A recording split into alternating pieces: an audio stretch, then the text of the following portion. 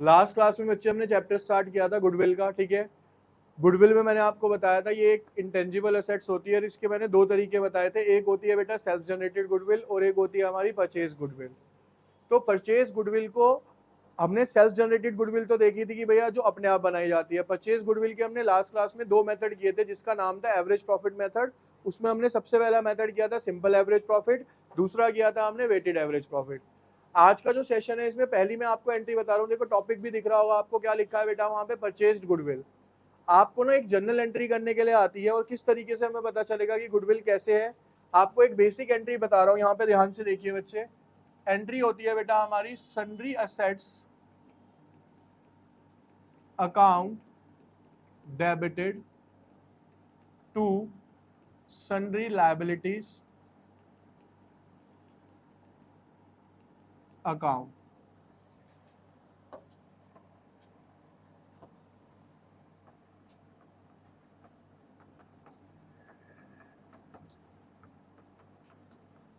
ठीक है।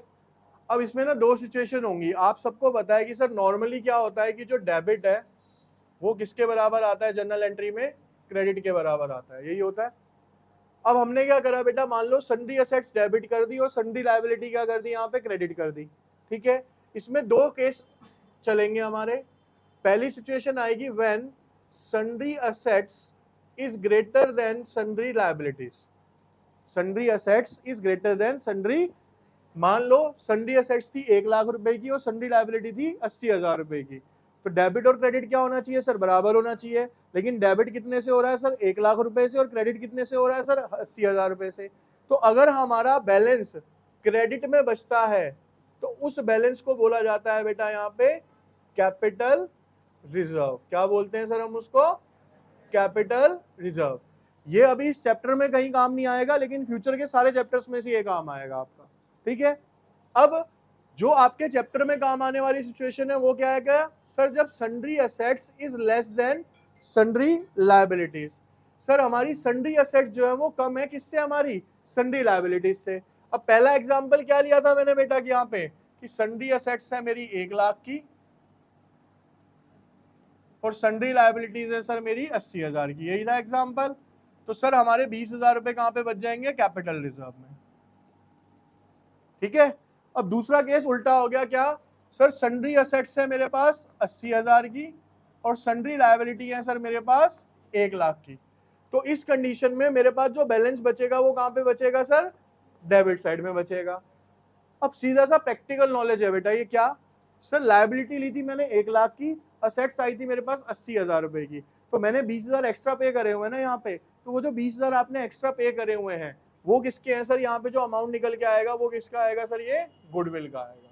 वो अमाउंट किसका होता है भाई, देखो सीधा सा लॉजिक है, मैंने किसी का बिजनेस बाय करा, तो जब मैं किसी का बिजनेस खरीदूंगा तो मेरे पास दोनों चीजें आएंगी, उसकी लायबिलिटी भी आएगी और उसकी असेट्स भी आएंगी। अब जब मैंने बिजनेस खरीदा तो मेरे पास असेट्स कितने की आई, 80,000 की, और लायबिलिटी कितने की आई, 1 लाख की, यानी मैं 80,000 के बदले में 1 लाख रुपए पे कर रहा हूँ बेसिकली, यही हुआ ना। तो वो जो 20,000 रुपए का डिफरेंस है डेबिट में बच रहा है, सर वो एक्स्ट्रा अमाउंट किस चीज का पे कर रहे हो आप, वो पे कर रहा हूँ मैं बेटा उसकी गुडविल के लिए पे कर रहा हूँ। वो अमाउंट किसका पे होगा वहां पे, उसकी गुडविल का पे होगा। इस क्वेश्चन से समझेंगे। देखो मैंने आपको एंट्री क्या बताई, सन्ड्री असेट्स डेबिट, तो देखो बच्चे इधर फर्नीचर अकाउंट डेबिटेड कितने का है सर, 10,000 रुपए। उसके बाद इन्वेंट्री अकाउंट डेबिटेड, वो कितने का है सर, 7.5 लाख रुपए। डेटर्स अकाउंट डेबिट, वो कितने का है सर, 1.5 लाख रुपए। टू क्रेडिटर 5,20,000 रुपए। टू सैलरी पेबल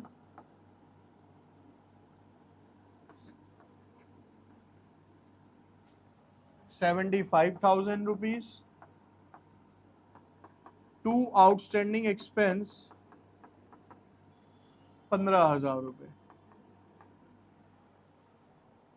यहां देखिए बेटा, 7.5 और ये 8, 9 लाख 10 हजार हो गए बेटा। तो डेबिट में कितना है सर मेरे पास? सर 5,20,000। ठीक है, सॉरी यहाँ पे अमाउंट बचेगा इसका नीचे। ठीक है, ये आएगी गुडविल में 5, 20 और ये कितने हो गए सर यहाँ पे 90। कितने हो गए सर ये यहाँ पे 6,10,000 रुपए।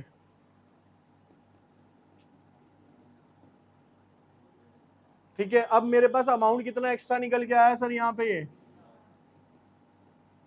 ये अमाउंट किसका निकल के आएगा सर? हमारा गुडविल का आएगा यहाँ पे। बेसिकली अभी कुछ गड़बड़ है इस क्वेश्चन में ना, लेकिन नहीं ठीक है। यहाँ पे बच्चे एक चीज और दे रखे थे कि Amrit daily needs acquire the business of Shri Shivam for a net consideration of 5 lakh. यहाँ से सही हो जाएगा। और बेटा उसने इसके बदले में जो पेमेंट करी थी वो कितनी करी थी? यहाँ पे टू बैंक कर लो या कैश कर लो, 5 लाख रुपए की। कितनी पेमेंट करी थी उसने? नेट कंसिडरेशन का मतलब क्या होता है भाई? जब बिजनेस खरीदेगा तो पेमेंट भी तो करेगा ना।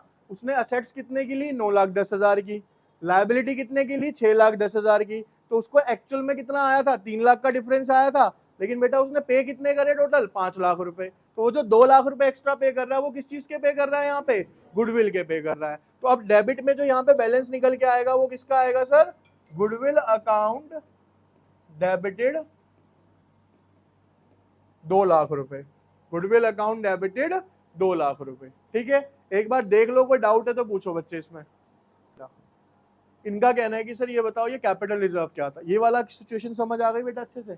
इसमें हुआ क्या कि 9,10,000 की मैंने असेट्स ली, 6,10,000 की मैंने लायबिलिटी ली। तो मेरे को एक्चुअल में कितने रुपए देने थे? 3 लाख रुपए। मैं दे कितने रहा हूँ वहां पे? 5 लाख रुपए। तो 2 लाख रुपए एक्स्ट्रा दे रहा हूँ ना, तो वो अमाउंट क्या हो गया सर मेरा? एक तरीके से 2 लाख रुपए एक्स्ट्रा गुडविल के पे कर रहा हूँ मैं।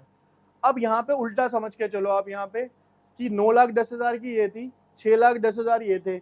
अब मान लो आपने 3 लाख पे करने थे, आप पे कितने करते? सिर्फ 1 लाख रुपए। पेमेंट करनी कितनी है? तो आप 1 लाख रुपए पे कर रहे थे ना, तो 2 लाख रुपए का आपको क्या मिलता है? यहाँ पे प्रॉफिट मिलता। क्या मिलता आपको?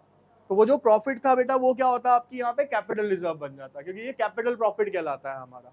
सीधी सी बात है, मैंने बिजनेस खरीदा, सिंपल शॉर्ट में समझ लो, बिल्कुल अकाउंटेंसी से हटके।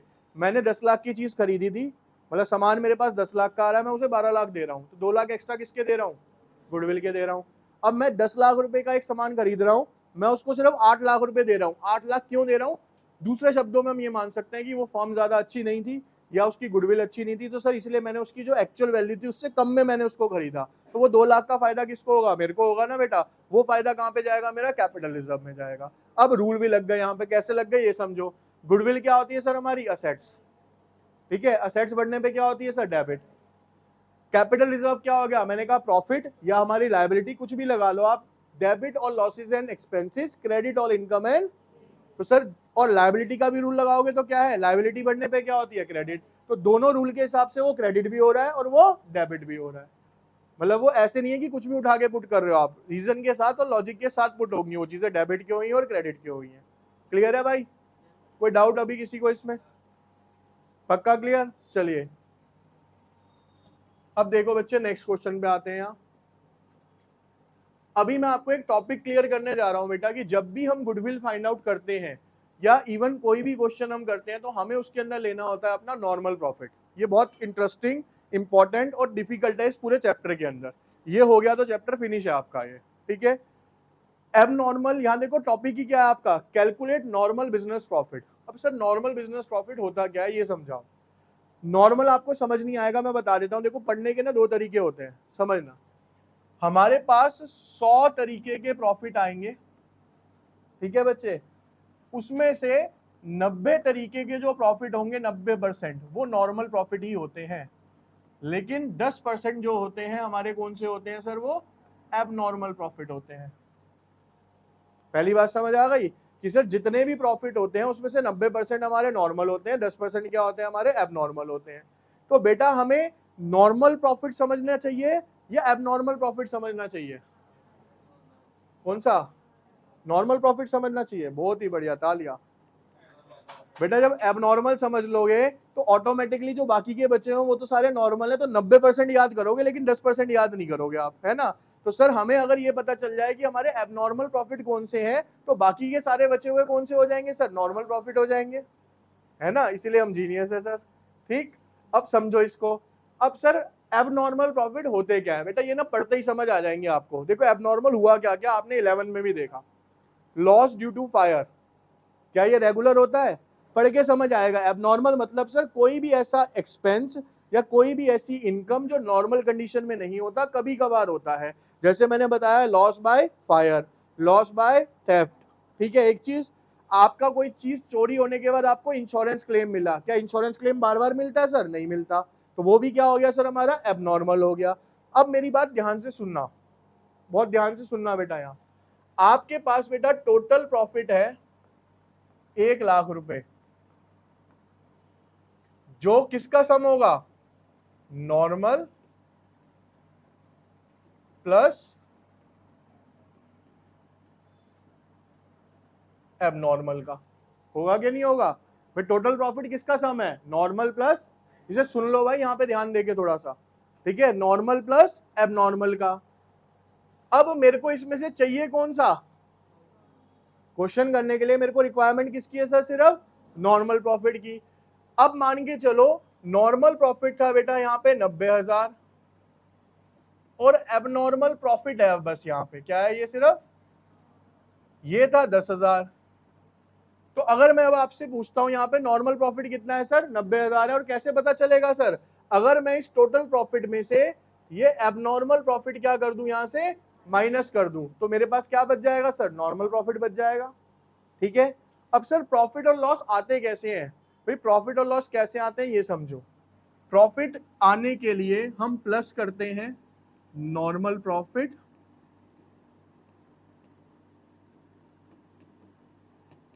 एबनॉर्मल प्रॉफिट, नॉर्मल इनकम और एबनॉर्मल इनकम, माइनस करते हैं हम नॉर्मल एक्सपेंस और लॉसेस और एबनॉर्मल एक्सपेंस और लॉसेस, है ना भाई। इनकम में से खर्चे माइनस कर देते हैं तो सर हमारे पास क्या निकल के आ जाता है? प्रॉफिट निकल के आ जाता है। अब क्वेश्चन ये है कि सर मेरे को तो सिर्फ यहाँ पे नॉर्मल चाहिए, लेकिन ये जो प्रॉफिट आया इसमें तो ये सब कुछ हो चुका है, एबनॉर्मल भी हो गए, नॉर्मल भी हो गए, सब कुछ हो गया। तो अगर मेरे को ये जो प्रॉफिट दिया हुआ है, मान लो कैसा दिया हुआ है, आफ्टर एबनॉर्मल एक्सपेंसेस और इनकम, एबनॉर्मल एक्सपेंसेस और इनकम। तो बेटा एक्सपेंस कौन से हैं? ये एबनॉर्मल, जो मेरे को माइनस नहीं करने थे लेकिन मैंने माइनस, तो मेरे को वापस क्या करना पड़ेगा? इन्हें वापस ऐड बैक करना पड़ेगा। क्या करना पड़ेगा सर? मेरे को वापस ऐड बैक करना पड़ेगा। और एबनॉर्मल इनकम कौन सी इनकम है सर? जो मेरे प्रॉफिट में ऐड नहीं होनी चाहिए थी लेकिन मैंने गलती से ऐड कर दी। तो एबनॉर्मल इनकम को वापस क्या करना पड़ेगा? मुझे उसमें से माइनस करना पड़ेगा। अब अगर इस पूरे का शॉर्ट का कंक्लूजन बताऊं ना आपको, करना क्या है इसमें बेटा, देखो अब जरा ध्यान से यहां पे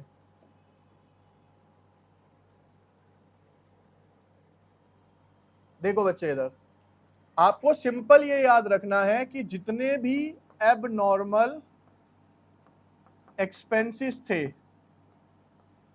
वो मैंने क्या करे होंगे? माइनस। उसको सही करने के लिए मेरे को क्या करना पड़ेगा? उन्हें वापस ऐड बैक। अगर मैं नॉर्मल प्रॉफिट पे आना चाहता हूं तो मेरे को सारे के सारे एबनॉर्मल एक्सपेंसेस क्या करने पड़ेंगे? वापस ऐड बैक करने पड़ेंगे, क्योंकि वो मैंने गलती से क्या कर दिया वहां पे? माइनस। ऐसे ही बेटा जितनी भी एबनॉर्मल इनकम होंगी या फिर हमारे एबनॉर्मल प्रॉफिट्स होंगे, वो हमने क्या करे होंगे? पहले प्लस कर दिए होंगे ना। लेकिन क्योंकि मेरे को कौन सा चाहिए सर? नॉर्मल चाहिए, तो मेरे को यहाँ पे ये क्या करना पड़ेगा? वापस माइनस। सिंपल। आप उस कंक्लूजन को तो समझाने के लिए था, आपको ये दो चीजें याद रखनी है। क्या सर? जितने भी एबनॉर्मल एक्सपेंस होंगे नॉर्मल प्रॉफिट पे जाने के लिए मेरे को वापस क्या करना पड़ेगा? उन्हें प्लस करना पड़ेगा। और जितने भी एबनॉर्मल इनकम या प्रॉफिट्स होंगे उन्हें वापस क्या करना पड़ेगा सर? मेरे को माइनस करना पड़ेगा। अब वो सर होते कौन कौन से हैं? वो ये देखो यहाँ क्या लिखा है, एड एबनॉर्मल लॉसेस या एक्सपेंसेस। कौन कौन से एक बार नजर मारते हैं। Loss on sale of fixed assets. देखो बेटा फिक्स्ड असेट्स जो है, क्या रेगुलर बेचते हो आप? सर कभी कभार बेचते हैं, है ना। तो फिक्स्ड असेट्स रोज नहीं बेची जाती। देखो एक होता है सामान बेचना, मतलब हमारी किराने की दुकान है, आप आटा दाल चीनी चावल बेच रहे हो तो वो आपका नॉर्मल खर्चा है। लेकिन आप अगर उस दुकान में से अपना काउंटर बेच रहे हो, एसी बेच रहे हो, तो वो फिक्स्ड एसेट्स बेच रहे हो, वो रोज नहीं बेचोगे, वो कभी कभार बेचोगे। देखो सोचना है हमें सर एबनॉर्मल कंडीशन क्या है। सामान बेचना एक नॉर्मल कंडीशन है, फिक्स्ड एसेट्स बेचना एक एबनॉर्मल कंडीशन है। ठीक है। Over valuation of opening stock और under valuation of closing stock. Over valuation of opening stock का मतलब क्या है, ओपनिंग स्टॉक मैंने ज्यादा जोड़ रखा है, तो ठीक करने के लिए क्या कर दिया वापस मैंने उसको। और under valuation of closing stock, closing stock को क्या कर रखा है सर मैंने, कम ले रखा है, तो वो ऐड हो जाएगा। Since it would have reduce the profit, क्यों, क्योंकि अगर ओपनिंग प्रॉफिट मैंने क्या करा था, ओपनिंग स्टॉक अगर मैंने ज्यादा लिया होगा तो मेरा प्रॉफिट क्या हो गया होगा सर, वहां पे कम हो गया होगा। Non recurring expenses such as not expected in future. देखो नॉन रिकरिंग एक्सपेंसेस समझ लो क्या होते हैं बेटा, कोई भी ऐसा खर्चा जो बार बार नहीं होता। रिकरिंग का मतलब क्या होता है, जो रिपीटेडली होता है, जैसे कि आपका फोन का रिचार्ज, नेट का रिचार्ज, ये क्या है, बार बार होने वाले खर्चे हैं। ठीक है। अब ऐसे ही घर के अंदर पेंट पॉलिश, ये भी एक बार को रिकरिंग हो सकता है। लेकिन अगर मैं बोलता हूं एक्सटेंशन ऑफ अ फ्लोर, आपने क्या करा, ध्यान से सुनना वर्डिंग क्या कह रहा हूं, आप घर के अंदर पेंट पॉलिश कराते हो तो ये बार बार हो सकते हैं, तो ये रिकरिंग नेचर है। लेकिन अगर आपके 3 मंजिल का घर था, आपने एक मंजिल और डाल दी, तो वो नॉन रिकरिंग है, क्योंकि वो एक ही बार होगा, बार बार मंजिल पे मंजिल नहीं डालते चले जाओगे आप। ठीक है। तो कोई खर्चा जो एक बार होगा बार बार नहीं होगा वो नॉन रिकरिंग कहलाता है, जो बार बार खर्चे होते हैं वो सारे क्या कहलाते हैं सर, रिकरिंग कहलाते हैं। ठीक है। ये बेसिकली ना मैंने आपको लिस्ट दे दी है, ये आपकी बुक में भी मिल जाएगी, आपको एक बार बस रीड आउट कर लेना। ठीक है। इससे ज्यादा बेटर आपको समझ जो आएगा वो यहां से आएगा। देखो ये रहा क्वेश्चन, देखिए बच्चे यहाँ कहता है average profit method when the past adjustments are made. Past adjustment का मतलब होता है पिछली जो कुछ काम मैं कर चुका था उसको मेरे को एडजस्ट करना है। यहाँ पे कैसे, देखो कहते हैं Simran purchase Anita's business on 1 April 2018. It was agreed to value the goodwill at 3 years purchase of average normal profit of the last 4 years. 3 year purchase का मतलब क्या हुआ, नंबर ऑफ ईयर परचेज, जो मैंने लास्ट क्लास में समझाया था। 4 साल का आपको प्रॉफिट की मैंने यहाँ पे देखो लिख लेते हैं हम, 2015 90,000,